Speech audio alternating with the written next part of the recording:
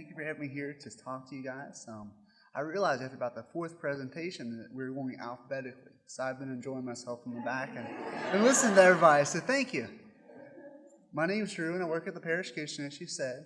I'll take you back 42, almost 43 years to June of 1974. And it was in that year that Father Murdy's, he was the pastor of Mother of God Church at the time. He saw a need in his community. And that need was to feed people who weren't able to provide a meal for themselves. So he took this idea to his congregation, and he decided with the congregation that they would open the doors of their church, the basement doors of their church, on June 17th of 1974 and serve a meal. That day, 15 people came and they had lunch.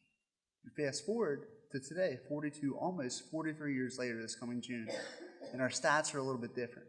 We're serving 172 people a day on average. It was last year, for a total of 62,777 meals. Now, we weren't as keen back in 1974 as we were in 1983, so we didn't keep those first 9 years of records. But since 1983, we served over 2,046,000 meals to those in need. What is our meal, you might ask? It's a noodle casserole with meat. We serve a fruit, a vegetable, a bread, and a dessert. That meal collectively costs us about $1.10 to prepare and serve. Our main casserole is prepared by volunteers. Volunteers serve our meal. Volunteers pick up donations for us, and volunteers actually do maintenance for us as well. So we're very, very, very volunteer driven. We have 7 a day that come and help us out. So that's what we do on that end. And like all of you guys here, we're here today because we want to serve those in need and we want to enrich their lives and better them. And I think that's very indicative of us and our value statement and our values as an organization. And those 5 are dignity, respect, attention, affection, and hospitality. And when I think of those 5 words, I think of 2 different things. I think of a family and I think of a team. And those words are really indicative, and they go right through the heart of Parish Kitchen. Our volunteers work with staff like myself, and it is a team effort to serve that meal for lunch. And our guests, when they come in, it is a family atmosphere. Some of them are regulars. We know a lot of them by name, and we're able to create that sense of oneness.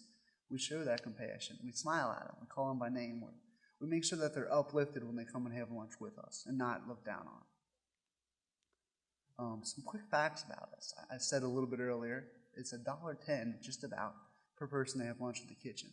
So when we served 170 people a day on average last year, it's about $190 to provide food for everyone who comes into our doors.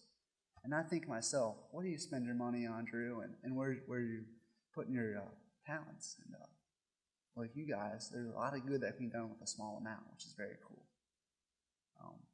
Also on there, I talked about our volunteers and how impactful they are to us.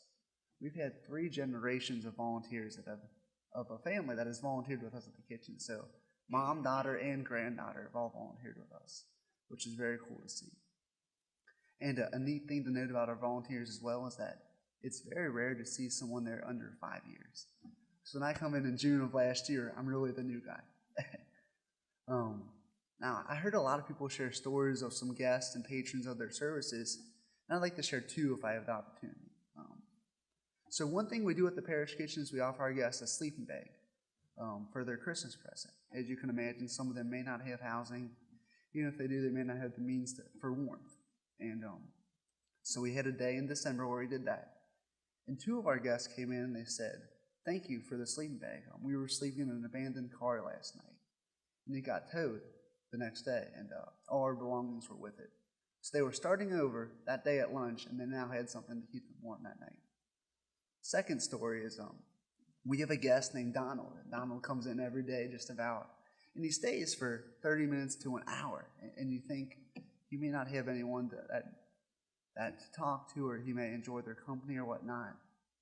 Well, on Valentine's Day, we had some surprise visitors step into the kitchen. And like myself, I had someone on Valentine's Day, and I'm sure you did as well. Well, Donald didn't. And these volunteers, these unexpected guests came. They brought these vase jars of candy. It was a couple and their son. And they gave one to Donald. And the little boy did. And Donald started tearing up. And I went over to him and I said, "Donald, that meant a lot to you, didn't it?" He said, "Yeah." So that's a little bit about us at the kitchen. I want to extend an invitation to you, though. It's not for money, so don't worry. But I know there's a lot of Ohio people in here. If you ever cross the bridge and you're hungry, I know the bridge is forbidden territory. It took me a lot to come over today. But if you're ever in Covington, please stop by for a meal. It's good food. I eat it a lot. And you'll come in hungry, you'll leave happy and full, but you'll get a lot more in the process.